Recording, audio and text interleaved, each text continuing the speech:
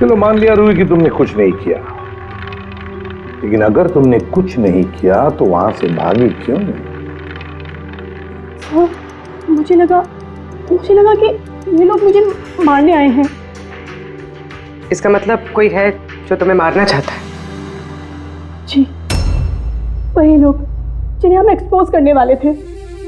उनके खिलाफ हमारे पास सारे सबूत थे। कौन लोग और कैसे सबूत? हाँ, बताओ।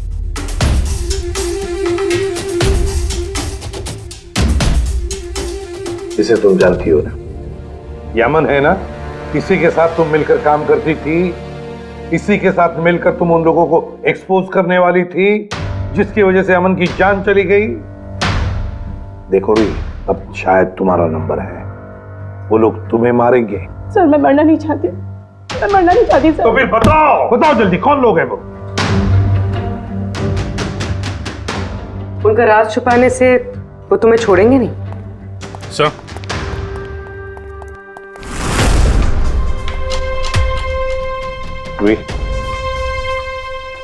ये लो पानी पी लो, पियो। और मैंने जो कहा ठंडे दिमाग से सोचो, अपने बारे में सोचना जरूर। मैं आता हूं।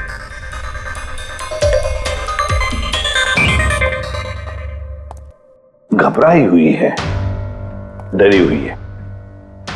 लेकिन अब डरने की क्या जरूरत है सर? अब तो सीआईडी के पास है वो। लेकिन सर वो हम पे भरोसा नहीं कर पा रही, थोड़ा वक्त लगेगा। से जो अमन का वकील है मयांक, उससे क्या पता चला? सर, अमन ने बहुत सारी दवाई की कंपनियों में पैसा लगाया था, लेकिन वो सब की सब घाटे में चल रही थी। एक कंपनी है जिसने अभी अभी फाइनली फायदा करना शुरू किया था, CRM फार्मास्यूटिकल। और सर ताजुब की बात यह है कि अमन ने पिछले हफ्ते ही इस कंपनी के साथ जितने भी डीलिंग्स है वो सब तोड़ दिए, और मयंक भी इस बात से काफी हैरान था। वही तो समझ में नहीं आ रहा है कि इस अमन ने जब ये कंपनी लॉस में जा रही थी तब उसके साथ तो डील नहीं तोड़ा, और जब ये कंपनी प्रॉफिट कर रही है तब डील तोड़ने जा रहा है। और सर वो मयंक से कभी कोई बात छुपाता नहीं था, उसने ये बात मयंक को बताई भी नहीं। हाँ सर, मयंक ने उसका भरोसा तोड़ दिया होगा सर। आओ जरा। रोहित, CRM फार्मास्यूटिकल्स के साथ जो अमन की डील थी वो तुम्हारी वजह से कैंसिल हो गई है ना? वरना उसके पास ऐसी कोई वजह तो थी नहीं। अब सच सच बता दो कि डील तुमने क्यों तोड़वाई? क्योंकि उसने मेरे भाई का खून किया। भाई का खून? सर, मैं जिस शहर से आई हूँ उस शहर में बहुत पोल्यूशन है। मेरे भाई को पोल्यूशन से बहुत एलर्जी थी, उसे सांस लेने में बहुत तकलीफ होती थी। वो तो सिर्फ दवाइयों पर ही जिंदा था। एक मिनट, और वो दवाइयाँ थी CRM फार्मास्यूटिकल कंपनी की, हैं? जी सर, और सबकी सब नकली थी। मेरे भाई के ऊपर कोई असर ही नहीं कर रही थी, और ये बात हमें बहुत लेट पता चली और मेरे भाई की जान चली गई। तुम्हें कैसे पता चला कि वो दवाई नकली थी? सर, मैं खुद एक प्राइवेट कंपनी में केमिस्ट हूँ। जब ये दवाइयाँ मेरे भाई पर असर ही नहीं कर रही थी तो मुझे शक हुआ कि क्या बात हो सकती है, तो मैंने उन दवाइयों को खुद से टेस्ट किया और मेरा शक बिल्कुल सही निकला। सारी दवाइयाँ नकली थी। नकली थी मतलब? सर, हर एक दवाई एक खास केमिकल से बनती है, और जिस दवाई की मेरे भाई को जरूरत थी वो केमिकल तो उस दवाई में था ही नहीं, जिसकी वजह से वो दवा उस पर असर भी नहीं कर रही थी। और अमन इस कंपनी में एक इन्वेस्टर था। जी सर, इसलिए मैं उससे मिलने भी गई थी, लेकिन वहां जाके पता चला कि इसमें तो उसका हाथ है ही नहीं, और उसने मुझसे प्रॉमिस किया कि वो मेरी इसमें मदद करेगा। अरे सर, आप यहाँ कैसे? कोई काम था क्या? हाँ, ये मेरी असिस्टेंट रूही है। हेलो। इसे देखना था कि दवाइयाँ कैसे बनती हैं। देख सकते हैं? कैसी बात कर रहे हैं सर? आपको कैसे मना कर सकते हैं? आइए मैं दिखा देता हूँ आपको। एक काम कीजिए, आप मेरे साथ बॉस के यहाँ चलिए, रूही अपने आप देख लेगी। रूही तुम जाओ।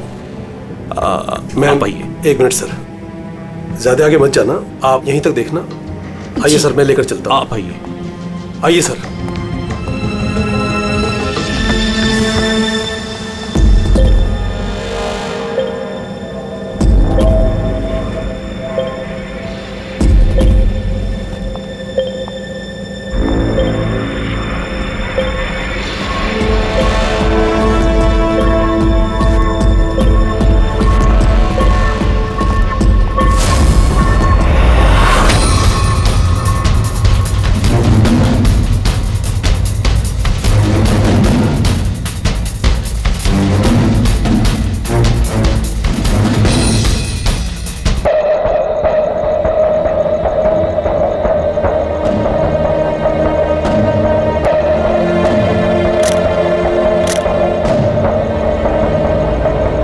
ये तो वही केमिकल है, लेकिन ये लोग यहाँ से बाहर क्यों लेके जा रहे हैं? सर हमने सारे सबूत जुटा लिए थे और सारे सैंपल्स भी टेस्ट किए थे।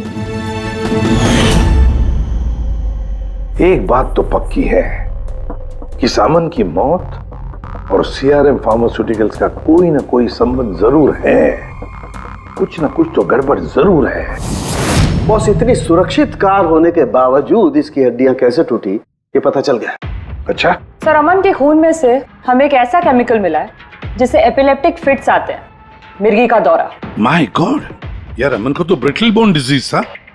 मिर्गी का दौरा आ जाके वो गिर जाता, उसकी हड्डियां टूट जाती। इसी की वजह से इसकी मौत हुई है। तो मतलब जिसने भी ये किया वो जानता था अमन के ब्रिटल बोन्स डिजीज के बारे में और उसे बड़े चालाकी से उसका नाजायज फायदा उठाया।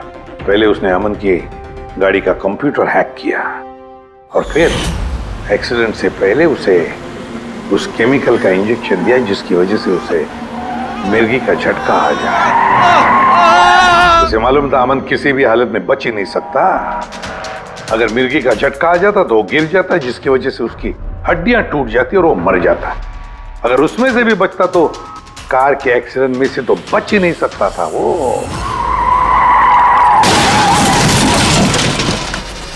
समझ कि मिर्गी का दौरा पड़ने वाला जो ड्रग है कितनी देर बाद असर करता है?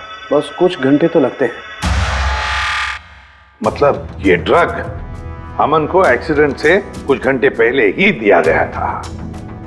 सर कहीं ऐसा तो नहीं कि किसी ने इसे नींद में ही इंजेक्शन दे दिया हो सकता है। बॉस एक काम करते हैं, इस अमन की बॉडी को फिर से एक बार अच्छी तरह से चेक करते हैं, देखते हैं कहीं कोई इंजेक्शन का निशान तो नहीं है। तारिका? Yes sir. अच्छा, साहब की सीआरएम कंपनी की नकली दवा के बारे में क्या पता चला? बॉस, उन नकली दवाइयों में एम्फेड्रिन नहीं है। ओह, मतलब रूही सही कह रही थी। सर ये कुछ केमिकल्स की लिस्ट है जो सीआरएम कंपनी ने पिछले महीने मंगाई थी। माय गॉड बॉस, इसमें तो वो केमिकल सबसे ज्यादा मात्रा में जो सीआरएम की दवाई में होना चाहिए था। 500 गैलन। 500 गैलन तो बहुत बड़ी गड़बड़ है, बहुत ही बड़ी गड़बड़ है। पंकज, अभिजीत और दया से कहो कि वो सीआरएम कंपनी में जाए और वहां से मुझे फोन करें। और फ्रेडी, तुम और पूर्वी अमन के घर जाओ और पता लगाओ एक्सीडेंट के दिन अमन से कौन कौन मिलने आया था।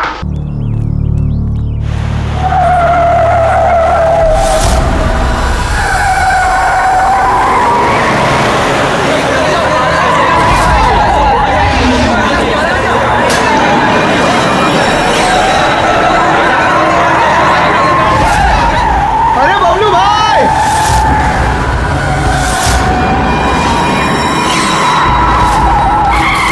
अरे गाड़ी में कोई भी नहीं है।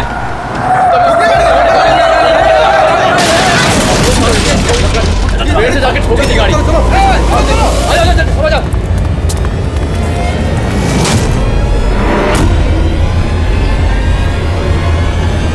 अरे बबलू भाई अंदर तो देखो, ड्राइवर नहीं है, गाड़ी अपने आप कैसे चल रही थी?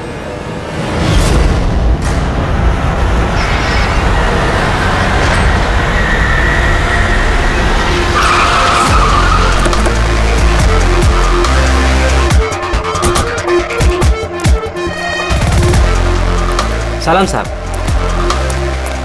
क्या बात है, एक्सीडेंट के केस में सीआईडी को बुलाया तुम लोगों ने? सर मुझे लगा है नॉर्मल एक्सीडेंट नहीं है इसीलिए। क्यों, ऐसा क्यों लग रहा है? सर आइए खुद ही देख लीजिए, आइए।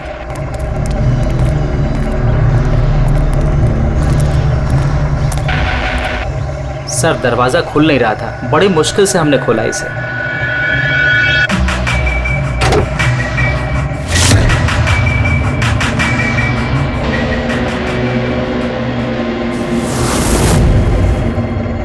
ये पहले किसने देखा? सर इन लोगों ने। मैं देखता हूँ। किसने देखा था पहले, क्या हुआ था? सर ऐसा पहले कभी देखा ही नहीं, गाड़ी में ड्राइवर नहीं था सर। गाड़ी में ड्राइवर नहीं है तो गाड़ी अपने आप चल रही थी। अरे यार साफ साफ बताओ भाई। हाँ सर, गाड़ी में ड्राइवर नहीं दिखाई दिया और गाड़ी जाके सीधे पेड़ से टकरा गई। अरे क्या बात कर रहे हो, गाड़ी के अंदर ड्राइवर है, मना पड़ा है। नहीं सर, सच में गाड़ी में ड्राइवर नहीं था, नहीं तो ये गाड़ी मेरी भी गाड़ी को टकराते हुए बच गई। लाश की हालत से तो लगता है कि गाड़ी काफी स्पीड में थी। सर गाड़ी बहुत स्लो थी, लेकिन इतनी स्लो में कोई मर कैसे सकता है? गाड़ी भी ऑटोमेटिक है, हर चीज ऑटोमेटिक है, सेफ्टी डिवाइस भी ठीक है।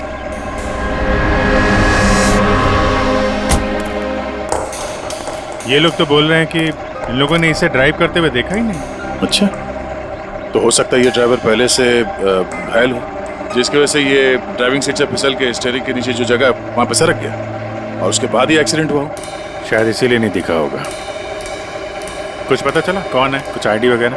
अरे हाँ, इसका नाम अमन है और उसका मोबाइल है पूरी तरह से टूट गया है। और एक बात अभिजीत, ये गाड़ी ऑटोमेटिक है, ये देखो इंजन अभी भी ऑन है, ऑफ नहीं हो रहा है। हो सकता है जब ये एक्सीडेंट हुआ हो उसकी वजह से जो इम्पैक्ट हुआ उससे ये कार का कंप्यूटर क्रैश हुआ। यार ये लोग तो बोल रहे हैं कार बहुत स्लो थी जब टकराई। ऐसा इम्पैक्ट? कहीं कार के साथ कुछ छेड़छाड़ तो नहीं की गई? हो सकता है। ठीक है, गाड़ी को पुलिस गैराज भेजते हैं और इसको फोरेंसिक लैब। मैंने इस गाड़ी को अच्छी तरह से चेक किया है। इस कार को मॉडिफाई किया गया है, एक्स्ट्रा सेफ्टी फीचर्स दिए गए हैं। एक्स्ट्रा सेफ्टी फीचर्स जैसे कि? जो आम गाड़ियों में होता है उससे कहीं ज्यादा, जैसे कि एक्स्ट्रा एयर बैग्स, अच्छी क्वालिटी के शॉकअप्स, ज्यादा मजबूत कांच और अच्छी क्वालिटी के ज्यादा मजबूत सीट बेल्ट।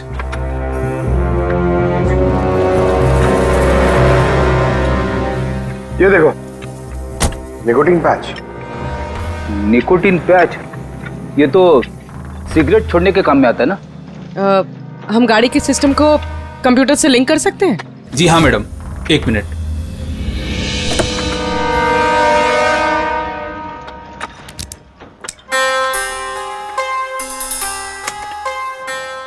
मैम, किसी ने सेटिंग चेंज किया है। कार के सॉफ्टवेयर को हैक किया गया है।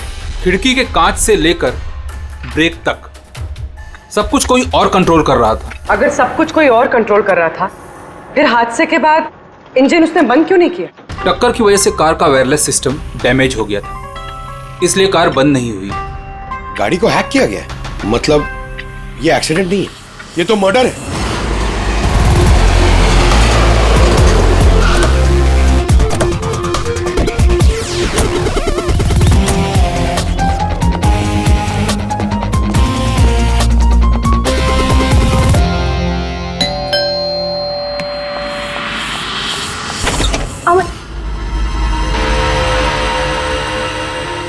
आप लोग?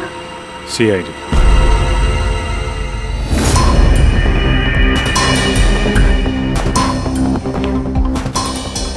अरे इस आदमी पर कोई टैंकर चढ़ गया था क्या? सारी की सारी हड्डियां टूट गई हैं। कोई टैंकर वैंकर नहीं चढ़ा था इसके ऊपर साउंड के। एक छोटा सा एक्सीडेंट हुआ था यार। छोटा सा? और वो भी किसी ने करवाया था। आपके पति अमन का एक्सीडेंट हुआ है और वो नहीं रहे। आपको कैसे पता? अमन को कार नहीं चलानी चाहिए थी। वो कभी कार नहीं चलाता था सर, क्योंकि उसे पता था कि छोटा सा झटका भी उसकी जान ले सकता है। पर आप लोग, मेरा मतलब है कि CID यहाँ पे? जी, क्योंकि हमें लगता है कि उनका खून हुआ है। खून? पर ऐसे कैसे हो सकता है सर? एक्सीडेंट से पहले तो अमन मुझसे फोन पे बात कर रहा था, हम दोनों फोन पे बात कर रहे थे कि अचानक फोन कट हो गया। मैंने बहुत ट्राई किया लेकिन फोन नहीं मिला। मैं समझ गई थी कि कुछ तो ठीक नहीं है। अमन कभी भी खुद गाड़ी ले जाकर इतना बड़ा जोखिम नहीं उठा सकता था।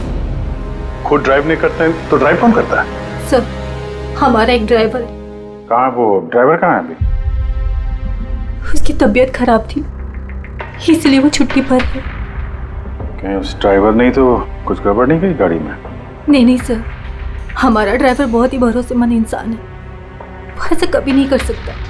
पिछले 15 साल से वो हमारे लिए कार चला रहा है। सर, इसके शरीर पर 7 जगह हड्डियों के टुकड़े टुकड़े हो गए, 43 जगह हेयरलाइन फ्रैक्चर्स हैं और 21 जगह माइन्यूट फ्रैक्चर्स हैं। और हैरानी की बात तो ये है कि इसके पहले भी इसके शरीर पर बहुत सारे फ्रैक्चर्स हो चुके थे जो अब हील हो गए। बस इन हड्डियों के टूटने की वजह से इसके शरीर के नाजुक अंग जैसे हार्ट, फेफड़े, ये सब डैमेज हो गए हैं और मौत भी शायद इसी वजह से हुई है। साळुंखे, ये जो निशान है स्क्वेरिश, ये कैसे निशान है? बॉस ये निकोटिन पैचेस के निशान है, इसके शरीर पे बहुत ज्यादा है। इसे सिगरेट पीने की लत थी और वो इसे छोड़ना चाह रहा था। निकोटिन पैचेस, अच्छा। और फिर यार अभी अभी तारिका ने बताया कि इसके शरीर पर पुराने फ्रैक्चर्स के निशान भी हैं, बहुत सारे। ये पुराने फ्रैक्चर्स का क्या मतलब हो सकता है? अमन को ड्राइविंग तो आती थी ना? हाँ सर। तो फिर जोखिम किस बात का? अमन मेरे या आपकी तरह नहीं था सर। छोटे से छोटा झटका भी इसकी जान ले सकता था। ड्राइविंग की वजह से उसकी जान को खतरा था, इसीलिए हमने कार में भी काफी मॉडिफिकेशंस करवाई थी और ड्राइवर को भी कहा था कि कार आराम से चलाए। छोटा सा छोटा झटका भी उसकी जान ले सकता था? क्या मतलब, क्या कुछ था उसको, कोई प्रॉब्लम थी? सर, अमन का शरीर कमजोर था, नाजुक था। यार तू क्या कर रहा है साउंड के? अरे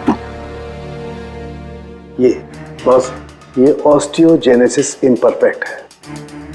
ऑस्टियोजेनेसिस इम्परफेक्ट मतलब ब्रिटल बोन डिजीज? एग्जैक्टली, भंगुर अस्थि रोग।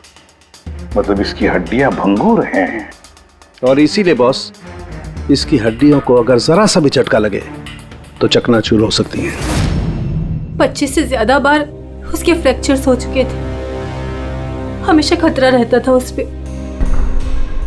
मुझसे जितना हो सके मैं उसकी सुरक्षा का ख्याल रखती थी ताकि उसे कोई झटका न लगे। घर में, कार में हमेशा उसकी सुरक्षा का ध्यान रखती थी। यहाँ तक कि जब अमन को पता चला कि सिगरेट पीने से हड्डियां कमजोर होती है तो अमन ने पूरी कोशिश की सिगरेट छोड़ने की। तभी इतने मामूली एक्सीडेंट से भी ये हाल हो गया था शरीर का। लेकिन वो अचानक गाड़ी लेके कहाँ गया था? सर मुझे नहीं पता, लेकिन जब वो अकेला गाड़ी लेकर चला गया तो मुझे उसकी बहुत चिंता हुई और मैंने अमन को फोन किया। हेलो अमन। या बेबी बोलो। अच्छा, तो तुम खुद ड्राइव कर रहे हो। तुम्हें पता है ना तुम्हारा ड्राइव करना कितना ज्यादा खतरनाक है, लेकिन तुम मेरी बात सुनते तक नहीं। वैसे ऐसा कौन सा जरूरी काम था जिसके लिए तुम खुद गाड़ी लेकर निकल गए? ड्राइवर तक का वेट नहीं किया गया तुमसे?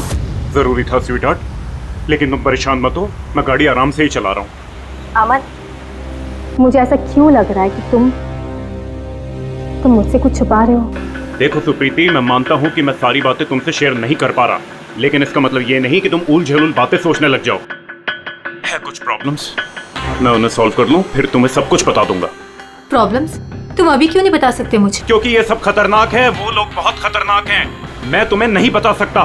खतरनाक लोग? Oh no. अमन, हेलो। कौन सा प्रॉब्लम? और ये किन खतरनाक लोगों की बात कर रहे थे वो, कुछ पता है आपको? सर मैं कुछ नहीं जानती। अमन की किसी से कोई दुश्मनी, कोई बिजनेस राइवलरी वगैरह? इस बारे में मुझे कुछ भी पता नहीं, लेकिन हाँ, मयंक और नेहा आपकी शायद कुछ मदद कर सकते हैं। मयंक और नेहा? ये कौन है ये लोग? मयंक पेशे से एक वकील है और अमन का दोस्त भी, और नेहा अमन की सेक्रेटरी थी। अच्छा, ये मयंक का ऑफिस कहाँ है? अमन सर का खून? आप? मैं नेहा, अमन सर की सेक्रेटरी। लेकिन अमन की मौत तो एक्सीडेंट में हुई है ना? जी, मौत तो एक्सीडेंट में हुई है, लेकिन एक्सीडेंट अपने आप नहीं हुआ है। करिए बताइए कि आप दोनों मिस्टर अमन को कब से जानते हो, मतलब कब से काम कर रहे हो उनके साथ? सालों से हम लोग साथ में काम ही नहीं करते थे, बल्कि बहुत अच्छे दोस्त भी थे। अमन की बीमारी की वजह से ज्यादातर बिजनेस वगैरह मैं ही हैंडल करता था। और नेहा जी आप? सिर्फ मैं और मयंक सर ही तो थे, अमन सर का पूरा बिजनेस संभालते थे। वैसे बिजनेस क्या है उनका? इन्वेस्टमेंट का बिजनेस है। हम लोग अलग अलग कंपनीज में पैसे लगाते थे और जब वो कंपनीज में मुनाफा होने लगे तो अपना परसेंटेज वापस ले लेते थे। ऐसी 50 कंपनीज है जहाँ पर पैसे लगाए थे अमन ने। किस तरह का कंपनीज में इन्वेस्ट करते थे? वैसे तो कई सारी कंपनीज में पैसे लगाए थे, लेकिन उनकी सबसे ज़्यादा दिलचस्पी 20-30 फार्मास्यूटिकल्स कंपनीज में थी। फार्मा कंपनी या दवाइयों की कंपनी? जी। ये कंपनीज बहुत नुकसान में चल रही थी, लेकिन आपको तो पता ही होगा अमन की बीमारी के बारे में, और ये कंपनीज उसी बीमारी का इलाज निकालने की कोशिश कर रही थी। और अमन का सपना था कि इस बीमारी का इलाज संभव हो जाएगा तो किसी और को वो तकलीफ नहीं उठानी पड़ेगी जो उसे थी। और सर अभी तो उन कंपनीज में फ़ायदा भी होना शुरू हो गया था। कोई दुश्मनी, किसी से कोई लड़ाई झगड़ा? नहीं सर, ऐसा तो कुछ नहीं था। अगर कुछ होता तो वो मुझे ज़रूर बताते थे। अमन की वाइफ का कहना है कि पिछले कुछ दिनों में वो परेशान लग रहा था। आपको जानती? परेशान तो थे, मगर मुझे कुछ बताया नहीं। मुझे लगा काम का प्रेशर होगा बस। आपने बताया था कि दवाइयों की कंपनी जो नुकसान में चल रही थी उनमें से कुछ को फायदा होने लगा था। सबको नहीं सर, शायद एक को। मुझे उसकी डिटेल चाहिए। जी, मुझे अकाउंट चेक करना होगा। ठीक है। और मुनाफे के अलावा कोई ऐसी बात जो आपको अलग लगी है या फिर कुछ अजीब सी हो, वो भी बता दीजिएगा।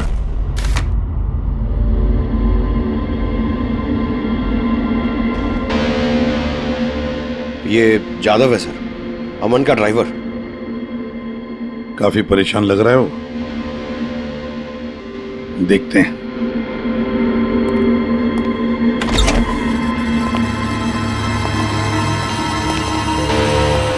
जादव। जी सर। अमन के ड्राइवर है ना? जी सर। क्यों छुट्टी पर क्यों गए थे तुम? साहब बीमार हूँ और अमन सर ने मुझे खुद छुट्टी दिया था। मिस्टर अमन को तुम ही लेके जाते थे ना? जी मैडम, अमन सर मेरे साथ ही जाते थे। कभी वो कोई टैक्सी वगैरह नहीं लेते थे।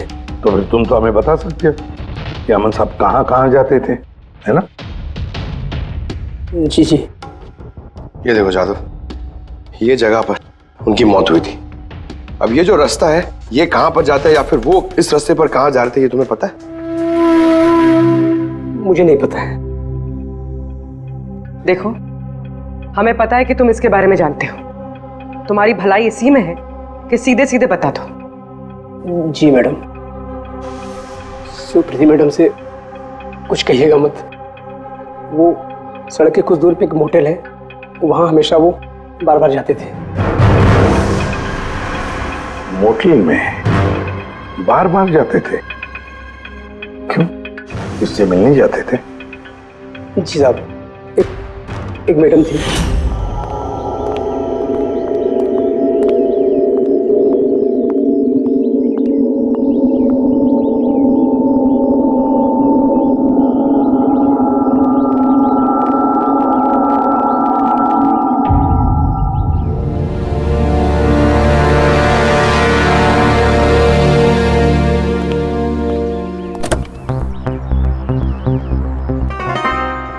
सुन जादव, ये जो कुछ भी तुमने देखा इस बारे में किसी से कुछ मत कहना, सुप्रीति भाभी से भी नहीं, समझे?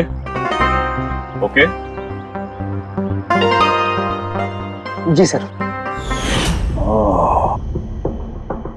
मैडम थी? मतलब अमन का उस औरत के साथ चक्कर चल रहा था? जी, छोटी मुंह बड़ी बात। साहब छुप छुप के उस मैडम से अगर मिलते थे तो इसका मतलब तो यही निकलता है। अमन उस औरत से मिलने जा रहा था जब यह हादसा हुआ। तो हो सकता है वो औरत अब भी वहीं पर हो, उसी मोटल में। चलकर मिलना पड़ेगा इस औरत से।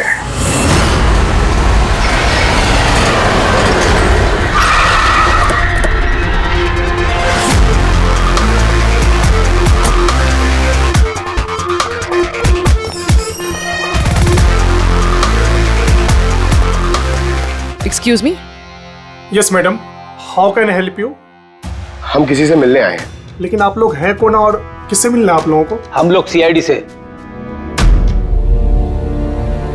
ये आदमी, ये आपके मोटेल में आता जाता रहता है? हाँ मैडम। किससे मिलने आता है? हमारे होटल के रूम नंबर 305 में एक मैडम रुकी हुई है, रूही। वो उनसे अक्सर मिलने आता रहता है। 305? यस सर, वो अभी चेकआउट करने वाली है। ये रूही हाथ से निकलनी नहीं चाहिए। कहाँ से जाना है? सर यहाँ से लेफ्ट। पंकज, स्टेयरकेस से जाओ, हम दोनों लिफ्ट से जाते हैं।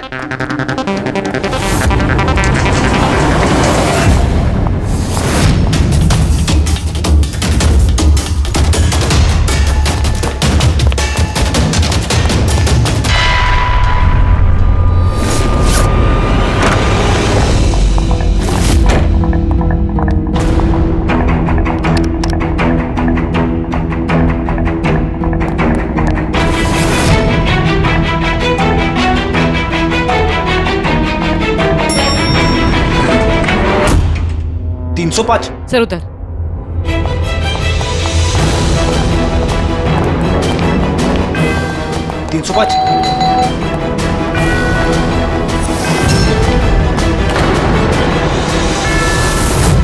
रूही, नो।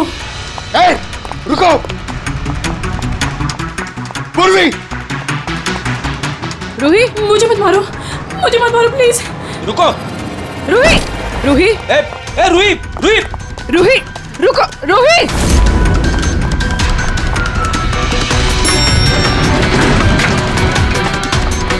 ए रुक जा। रूही, रुको। ए रुक जा। रूही,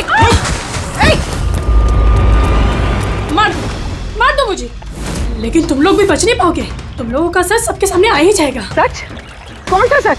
मैं सब जान चुकी हूँ तुम लोगों के बारे में, सब जान चुकी हूँ। क्या बोल रही हो तुम? तुम्हें ऐसा क्यों लगता है कि हम तुम्हें मारेंगे? आओ। कौन सा सच? रूही, हम सीआईडी से। सीआईडी?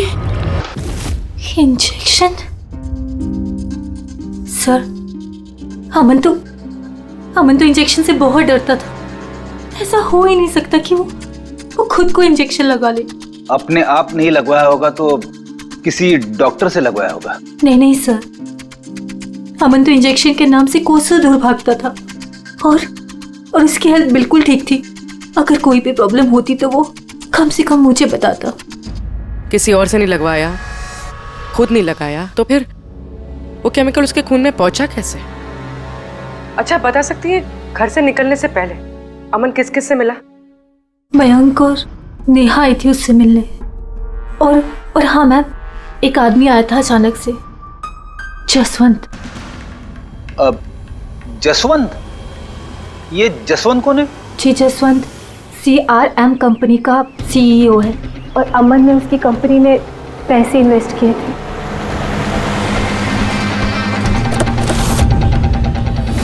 मिस्टर जसवंत, आप अमन के घर गए थे उससे मिलने के लिए उसके एक्सीडेंट के कुछ घंटे पहले? जी सर, मैं गया था लेकिन मिल नहीं पाया था। तो दरअसल उनकी वाइफ ने मुझे बताया कि वो सो रहे हैं, तो मैंने सोचा वो शायद मुझे अवॉइड करना चाहते होंगे, तो मैं वापस चला आया। पापा, अमन ने हमारे साथ बिजनेस डील कैंसिल की, फिर भी आप उससे मिलने गए थे? जी बेटा, क्योंकि मैं उनको वापस लाना चाहता था सर। वो हमारी नई यूनिट के लिए बहुत जरूरी था। तो जसवंत जी, जब आप अमन से मिलने उसके घर गए तो वाइफ सुप्रीति के अलावा वहां कोई और भी था? मैं जब गया तब तो वहां कोई नहीं था, लेकिन हाँ, जब मैं वहां से निकला तो उनके लॉयर मिस्टर मयंक और सेक्रेटरी नेहा, वो दोनों जरूर उनके घर आए थे। अच्छा, ठीक है, thank you very much. Boss, ये देखो, ये निकोटिन पैच का हिस्सा, और यहाँ पर देखो ये इंजेक्शन का निशान। खूनी ने यहीं से वो मिर्गी के दौरे वाला इंजेक्शन इसे दिया है। इसका ये हिस्सा सुन्न करके, हाँ, और वो इस पैच के जरिए। इसे इमला पैच कहते हैं। इमला पैच? ये बच्चों को इंजेक्शन लगाने से पहले लगाते हैं ताकि वो पर्टिकुलर एरिया सुन्न पड़ जाए और उन्हें दर्द ना हो। अब बॉस, ये इमला पैच और ये निकोटिन वाला पैच। ये देखो बॉस, ये दोनों पैच एक जैसे दिखते हैं, बिल्कुल एक जैसे। हाँ, खूनी ने इस निकोटिन वाले पैच की जगह ये एमला पैच इसके हाथ पर लगाया, इसके हाथ का ये हिस्सा सुन्न कर दिया और बाद में मिर्गी के दौरे वाला इंजेक्शन यहाँ से लगा दिया, शायद तब जब वो सो रहा था। हाँ सर, ये कर कौन सकता? जसवंत तो एक हफ्ते से अमन को मिला भी नहीं, तो फिर? सर, वो मयंक या फिर नेहा, वो तो नहीं। पंकज, ये खेल कौन खेल रहा है तो हम पता लगा ही लेंगे। अब हम भी एक खेल खेलेंगे, एक ऐसा खेल जिसमें जीत सिर्फ हमारी ही होगी, हमारी जीत।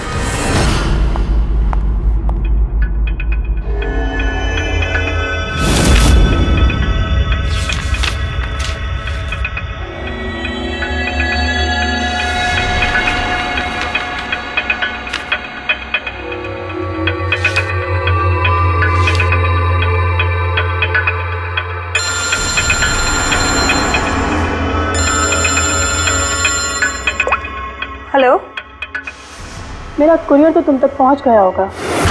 कौन है तुम? और ये सब मुझे क्यों भेजा है? तुम लोगों ने अमन को तो मार डाला, लेकिन तुम लोग मुझ तक नहीं पहुंच सकते। अगर तुम लोग चाहते हो कि मैं अपना मुंह बंद रखूं, तो मुझे 5 करोड़ रुपए देने होंगे। ये क्या बकवास कर रही हो? मुझे इन सब के बारे में कुछ नहीं पता। वो तो जब ये सबूत पुलिस तक पहुंच जाएंगे तो तुम्हें खुद ब खुद पता चल जाएगा कि मैं क्या कह रही हूँ और क्या बोल रही हूँ। देखो देखो देखो, मैं कुछ इंतजाम करता हूँ, मुझे थोड़ा सा टाइम दे दो।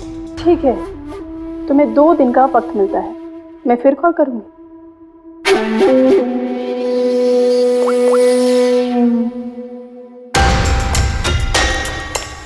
तो मास्टरमाइंड ये मयंक है।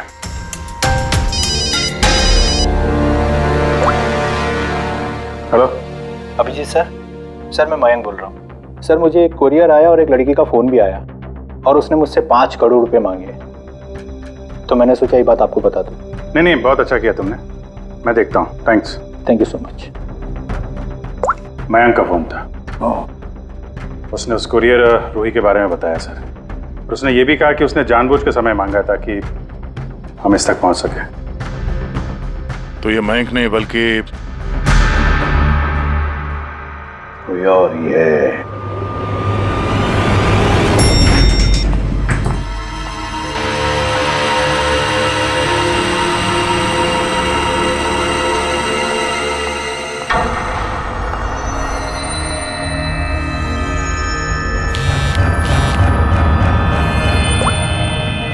हाँ सर।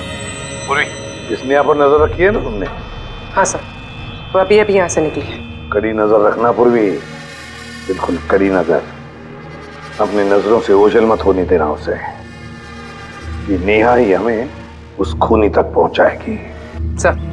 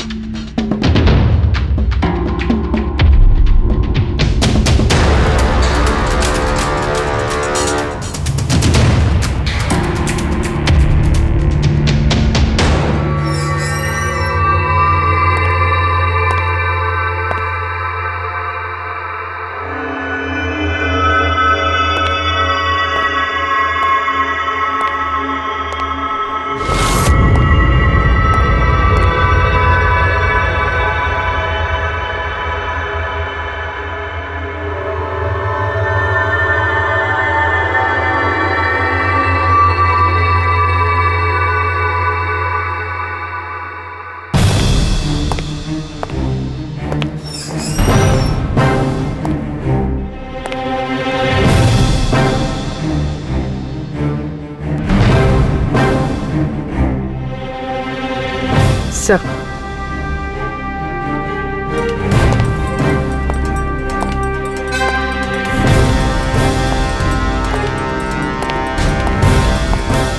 क्या हुआ? इतनी जल्दी में क्यों बुलाया? क्या है ये सब? ये सब क्या है? तुमने तो कहा था कि किसी को कुछ पता नहीं चलेगा। फिर हमारे बारे में ये लड़की सब कुछ कैसे जानती है? डोंट वरी बेबी, मैं सब संभाल लूंगा। मैं हूं ना। जैसे उस अमन को ठिकाना लगाया वैसे इस लड़की को भी ठिकाना लगा दूंगा। तुम टेंशन मत लो। Okay?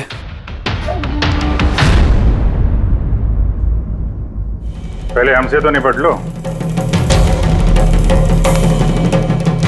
You are under arrest, Mr. Ashwin.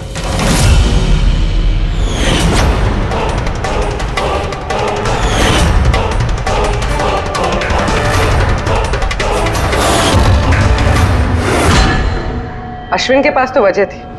तुमने अपने बॉस का खून क्यों किया? हम दोनों एक दूसरे से प्यार करते। जब मुझे पता चला कि अमन सर सीआरएम फार्मास्यूटिकल की जांच कर रहे हैं, तो ये बात मैंने अश्विन को बता दी ताकि वो लोग अपनी गलतफहमियां दूर कर सके। लेकिन इसने तो अमन को ही दूर कर दिया। क्यों अश्विन? मैं जानता था कि अमन को कुछ समझाने का कोई फायदा नहीं होगा, वो तो हमें जेल भिजवा के ही रहता। तुमने मेरे भाई को मारा, अमन का खून किया और ना जाने कितने मासूमों की जान ली होगी तुमने अपनी इन नकली दवाइयों से। बिजनेस में बहुत घाटा हो रहा था, नुकसान पे नुकसान हो रहा था। डैड नहीं मानते, इसलिए उनको बिना बताए मैंने केमिकल्स को नॉर्थ इंडिया के प्लांट में भेजना शुरू कर दिया। उससे हम नशा बनाते थे, थोड़ा प्रॉफिट हो ही रहा था कि अमन ने सारा खेल बिगाड़ दिया। सिर्फ फायदे के लिए दवाइयों की जगह पे तुम ये जहर बनाने लगे थे, हाँ? मुझे कंपनी की हालत पता थी, मैंने अमन सर को अश्विन से मिलाया था ताकि वो कंपनी में इन्वेस्ट करके उसे डूबने में बचा सके। और अमन खुद को तुम लोगों से बचा नहीं पाया। ये सब कुछ मैंने अपने प्यार के लिए किया, मेरे अलावा कोई ये कर नहीं सकता था क्योंकि वो अपने निकोटीन पैच मुझे से मंगाते थे।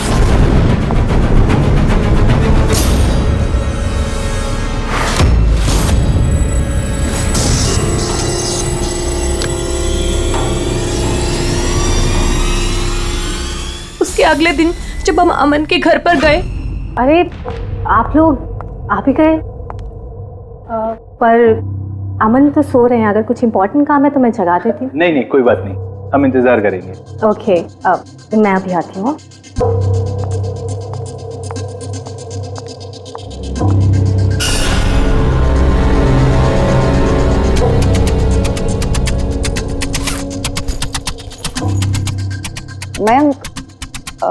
मैं जरा वॉशरूम होकर आऊं।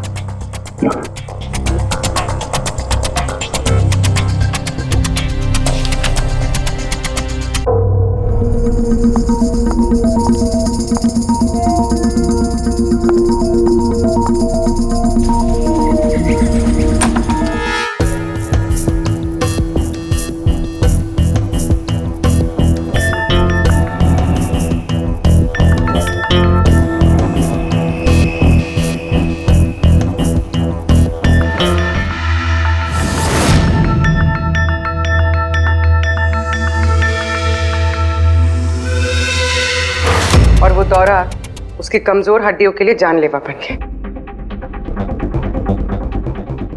और तुम चीफ टेक्नोलॉजी ऑफिसर, तुमने रिमोट कंट्रोल से अमन के कार के कंप्यूटर को हैक कर दिया और उसका एक्सीडेंट करवाया। कमाल का दिमाग पाया तुम लोगों ने, कमाल का दिमाग। काश यही दिमाग किसी अच्छे कामों में इस्तेमाल करते तो देश का भला हो जाता, समाज का भला हो जाता। पर नहीं, तुम्हारे इस टेढ़े दिमाग ने दो मासूम लोगों की जानें ली और पता नहीं कितने सैकड़ों लोगों की मौतें हुई तुम्हारी इस गलत दवाइयों की वजह से। तुम्हें तो कड़ी से कड़ी सजा होगी, शायद फांसी होगी तुम्हें।